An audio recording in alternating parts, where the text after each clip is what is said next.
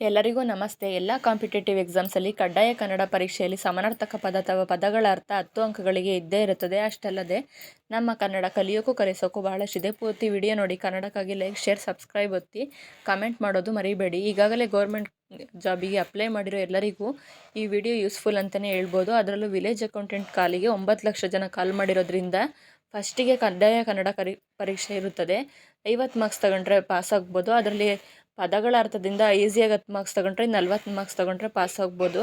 ಮೊದಲಿಗೆ ಸೂರ್ಯ, ನೇಸರ, ಕೃತಿಮ, ಮೋಸ, ಅಯ್ಯ, ತಂದೆ, ಅಬ್ಬೆ, ತಾಯಿ, ಅನುಜ, ತಮ್ಮ, ಅಗ್ರಜ, ಅಣ್ಣ, ತನುಜ, ಮಗ, ಹುಡಿ, ಮಣ್ಣು. ಸಮಾನಾರ್ಥಕ ಪದಗಳಿಂದ 10 ಮಾರ್ಕ್ಸ್ ತೆಗೆದ್ರೆ ಈಸಿಯಾಗಿ 40 ಮಾರ್ಕ್ಸ್ ಹೇಗೆ ಪಡಿಬೋದು ಅಂತ ನಾನು ಇದೇ ರೀತಿ ವಿಡಿಯೋ ಮಾಡಿ ತೋರಿಸ್ತೀನಿ. 9ನೇದು ಕಾಪು, ರಕ್ಷಣೆ, ಕೂರ್ಮೆ, ಸ್ನೇಹ, ಚೋದ್ಯ, ಅದ್ಭುತ, ತಮಲ, ಕತ್ತಲು. ನೆಕ್ಸ್ಟು ಇದೇ ರೀತಿ ವಿಡಿಯೋಗಾಗಿ ಪ್ಲೀಸ್ ಲೈಕ್, ಶೇರ್, ಸಬ್ಸ್ಕ್ರೈಬ್ ಮಾಡಿ. ಮತ್ತು ಬೇರೆ ಯಾವ್ದಾರು ರೀತಿ ಕ್ವಶನ್ಸ್ ಬೇಕಿದ್ರೆ ಹೇಳಿ. ಪನ್ನಗ, ಹಾವು, ವರದು, ವ್ಯಾಪಾರ, ಬಸೀರ್, ಹೊಟ್ಟೆ, ಮುಕುರ, ಕನ್ನಡಿ, ತಂಡುಲ, ಅಕ್ಕಿ, ಮೇದಿನಿ, ಭೂಮಿ, ಜಕಾತಿ, ಸುಂಕ.